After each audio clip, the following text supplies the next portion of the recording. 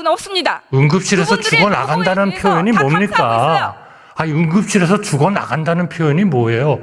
이분들은 최선을 다해가지고 그런 최선을 다해가지고 문제가 국민들이 살리려고 판단하는 노력하고 겁니다. 있는데 어떻게 총리님, 응급실에서 죽어나간다는 그만하세요. 표현을 씁니까?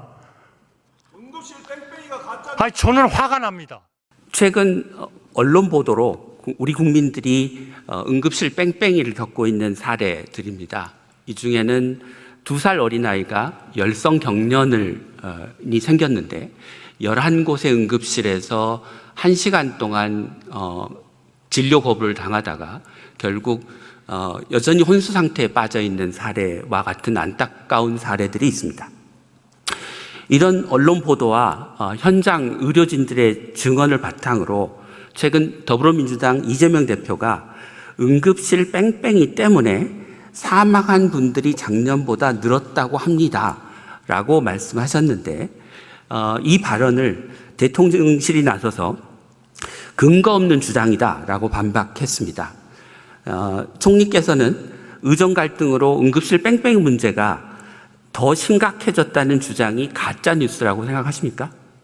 저는 더 심해질 가능성이 있다고 봅니다. 왜냐하면 12,000명 가까운 인력들이 빠졌거든요. 그러니까 그거는 의원님께서도 여러 번 의료계획에 대한 최고 전문가로서 여러 의견들을 그동안에 쭉 말씀해 주신 것을 제가 잘 마음에 새기고 있습니다. 분명히 똑같다면 그건 거짓말입니다.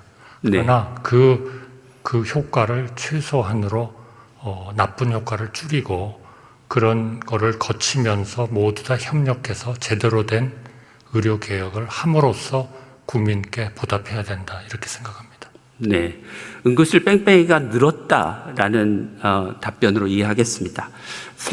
다음 슬라이드 보여주시죠. 보시는 그림은 권역응급센터, 대학병원급 기관, 그리고 지역응급센터, 큰 종합병원급 기관에서 심정지, 급성심근경색, 뇌졸중 같은 중증 환자들이 다른 병원으로 몇 %나 전원되는지를 보여드리는 그림입니다. 하늘색 막대는 작년 2월부터 7월까지고요. 노란색 막대는 올해 2월부터 7월까지입니다. 보시는 것처럼 대학병원급인 권역응급센터에서 심정지, 급성심근경색, 뇌졸중 같은 중증 응급 환자의 전원이 늘어나고 있습니다. 다시 말씀드리면 중증 응급 환자의 뺑뺑이가 늘어나고 있는 거죠. 예, 다음 슬라이드 보여주시겠습니까? 그렇게 되니 그 다음은 중증 응급 환자의 사망률입니다. 권역센터에서는 사망률이 줄었지만 지역센터에서는 오히려 사망률이 늘었습니다. 이거는 권역센터가 의사가 부족해서 중증 응급 환자를 받지 못하고 다른 병원으로 보내니까 골든타임을 놓치는 환자들이 늘어나고 그 환자들이 지역센터에서 더 많이 사망하는 것으로 추정됩니다. 결국 응급실 뺑뺑이만 늘어난 게 아니고 응급실 뺑뺑이로 인한 중증 응급 환자의 사망도 늘었습니다. 그러면 앞서 이재명 대표가 말씀하신 응급실 뺑뺑이로 응급 환자의 사망이 더 늘었다고 한다라고 하는 말이 여전히 가짜 뉴스라고 생각하십니까? 저는 그런 거에 대한 아주 통계를 우리 최고의 이 분야의 전문가인 우리 의원님께서 면밀하게 살피셨을 것이기 때문에 저는 지금 그 숫자를 달리 말씀드릴 숫자는 가지고 있지 않습니다. 다만 우리가 2004년, 2007년 이럴 때도 보면 많은 언론들이 보도를 한 것은 응급의료기관의 51% 의사가 부족하다. 응급실을 지킬 의사가 없다. 그거는 2008년 2월 15일 경향신문에 난 겁니다만 또 한국경제 같은 데서는 응급의료기관 60%가 미흡하다. 끊임없이 이 미흡하다는 문제가 제기가 돼 있었기 때문에 이 문제가 더 이상 우리나라에 지속 가능한 최고 수준의 의료를 유지할 수 없다. 이렇게 우리 의원님께서도 여러 번 지적을 해주셨고 해서 이 개혁의 안을 고통스럽지만 해야 된다라는 그런 안을 만들었고 또 상당 부분이 우리 의원님께서 지적하신 사항들을 저희가 많이 수용을 했다. 저희는 그렇게 생각하고 믿고 있습니다. 제가 검토를 해본 바에 의하면요. 그러나 물론 그런 과정에 전공이 거의 뭐 12,000명 거의 다가 나가버리신 상황이어서 결국 전문의와 PA 간호사들 돌아오신 전공의들 이분들이 정말 헌신적으로 해주시고 계시다고 생각합니다. 네. 그러한 상황을 빨리 좀 네. 종결시켜야 된다 이렇게 네. 생각합니다. 이처럼 지금 응급의료 대란으로 응급 환자들이 제대로 치료를 못 받고 있습니다. 오늘 대국민 담화를 하셨는데 추석 응급의료 대책으로 어떤 것들을 정부가 내놓으셨습니까? 의원님 보시기에는 약간은 좀 그 표준적인 정책이라고 생각합니다. 우선 수요 쪽을 조금 줄여줘야 되겠다. 아무래도 응급실은 특히 상급 종합병원의 응급실은 중증, 이런 희위, 이런 연속적으로 치료받는 분들이 가야 되기 때문에 좀 중증과 중증이라기보다는 중간층과 경증은 좀 우리 종합병원이나 이런 쪽으로 좀 가시도록 하기 위해서 이런 수가 같은 것도 좀 조정을 했고요. 뭐 제가 구체적으로 말씀드리진 않겠습니다. 이거는 어떻게 보면 좀 스탠다드한 정책들이기 때문에요. 그 다음에는 이제 공급 능력이, 의료 서비스에 대한 공급 능력이 늘어야 되지 않겠습니까? 그래서 그분들에 대해서 실제로 일하시는 분들, 또 헌신하고 계시는 전문의님들, 간호사님들, 이런 분들을 정말 최대한 좀 저희로서는 따뜻하게 좀 대우해 드릴 수 있는 그런 일들을 하고요. 이제 마지막으로는 역시 그 방금 말씀하신 이 이송, 전원, 이런 것들이 원활하게 이루어지는 것들이 굉장히 중요합니다. 그런 게 비하면 우리의 지금까지의 그런 이송의 원칙, 규칙 이런 것들이 너무 좀 이 경직적으로 이렇게 짜여져 있는 분도 많아서 이번 그 위기 기간 중에는 조금은 좀 유연성을 발휘하면서 네. 우리 환자의 생명에 지장이 없도록 하는 그런 정책들을 네. 준비했습니다. 저는 정부가 내놓은 대책이 지금의 급박한 응급의료의 상황을 해결하는데 도움이 되는 정책이라고 생각합니다.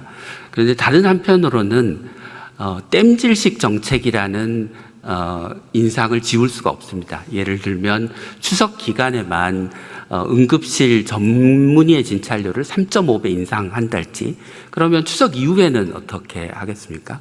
그다음에 경증 환자가 그 큰 응급센터를, 대학병원 응급센터 이용을 자제해달라라고 이야기를 하지만 그 경증 환자 중에 상당수는 실제로 중증 응급 환자일 수 있습니다. 그래서 근본적인 문제는 응급실의 전문의를 늘리는 것과 함께 응급 환자의 수술, 시술, 중환자 진료를 담당할 최종 진료를 담당하는 전문의를 늘리는 것이 과제라고 생각합니다. 그렇게 하면 이렇게 임시적으로 수가 올려준다, 인건비 지원해준다가 아니고 응급의료에 관한 법률을 개정해서 권역응급센터, 지역응급센터의 전문의의 인력 기준을 높이고 그에 상응하는 보상을 하고, 이제까지 병원들이 응급환자 진료에 대해서 소극적이었기 때문에 상급종합병원 지정과 같은 병원이 큰 관심을 갖는 정책과 연계해서 근본적으로 응급실에서의 뺑뺑이를 대한민국에서 없애는 그런 방향의 대책을 내놓아야 된다고 생각합니다. 그래서 만약 국회에서 그런 법을 발의한다면 정부가 적극적으로 검토하실 생각이 있으십니까? 저는 의원님의 그 문제 제기와 현상 파악에 대해서 저는 전적으로 공감합니다. 뭐 저희 의원님 보시기에는, 최고 전문가가 보시기에는 조금 더 개선될 점이 있지 않느냐, 이렇게 분명히 생각이 드실 부분들이 있을 겁니다. 그러나 지난 8월 3일 날 1차로 저희가 의료개혁안을 낸 것은 이 모든 문제, 응급실에서 일어나는 문제, 또 배후 치료 이런 능력이 좀 부족한 문제, 또 필수, 또 지역의료 이런 데가 아직도 좀 이런 그 스트레스를 받고 있는 문제, 이런 것들을 근본적으로 해결하는 거는 결국 지금 저희가 얘기하는 한 6개 정도의 키 개혁 과제들이 잘 투자가 되고 성공을 하면 네, 무슨 말씀인지 그게 알겠습니다만. 근본적으로 해결이 될 것이다. 네. 그러나 그 기간 동안은 저희가 필요한 약간의 좀 임시적인 조치도 같이 할 수밖에 없다. 네. 말씀을 드리겠습니다. 그런 임시적인 조치가 필요하다는 건 앞서 말씀드린 그다음에 대로 제가 지금 답변을 못 드렸습니다. 네, 인정합니다만 그런 개혁을 하는 그런 네. 과정에서는 많은 아마 입법들이 필요할 겁니다. 네. 또 시스템을 만들기 위한 입법도 필요할 겁니다. 아마 그런 부분에서 의원님께서 좀 좋은 입법도 내주시고 하면은 적극적으로 저희가 원천적으로 이 모든 문제를 해결하기 위한 방향으로 정책을 추진하겠습니다. 저는 지금 당장 그 법이 필요하다고 생각합니다. 그러니까 장기적으로 이 문제를 내버려 두면 올해 말에 또는 내년 초까지 대한민국의 의료 체계가 응급의료 체계가 버틸 수 있을지 잘 모르겠습니다. 다음 슬라이드 보여주십시오. 이번에는 그 응급의료 말고 비상진료 체계 얘기를 해보겠습니다. 정부는 비상진료 체계가 잘 작동하고 있다고 얘기하시는데요. 거꾸로 중증 환자들은 지금 제대로 진료를 못 받고 있다고 얘기를 합니다. 왼쪽에 보시는 복지부 자료에 따르면 상급 종합병원의 수술이 31%가 줄었습니다. 정부가 뭐라고 얘기하냐면 상급 종합병원은 경증 환자, 중등증 환자를 진료를 줄이고 중증 환자 진료에 집중하고 있다. 이렇게 얘기를 하고 있는데 오른쪽에 보시는 소위 우리나라의 빅5 병원의 암 수술이 하늘색은 작년, 노란색은 올해 얼마나 줄었는지를 보면 30%가 줄었습니다. 그 얘기는 무슨 얘기냐면 중증 환자 진료, 경증 환자 진료가 같은 비율로 줄었다는 것을 의미하고 정부가 이야기하는 비상진료 체계가 잘 작동하고 있다. 상급종합병원이 중증 환자 위주로 진료가 전환되고 있다라고 하는 말이 사실이 아니라고 하는 것을 보여주는 통계입니다. 여전히 총리님께서는 현재 비상진료 체계가 잘 작동하고 있고 중증 환자 진료에도 별 문제가 없다고 생각하십니까? 비상진료 체계는 그야말로 비상진료 체계입니다. 그게 단기적이든 중장기적이든 그런 상황보다도 더 잘할 수 있다면 지금의 비상진료 체계를 다 바꿔버렸겠죠. 그쪽으로. 그건 현실적으로 아니지 않습니까?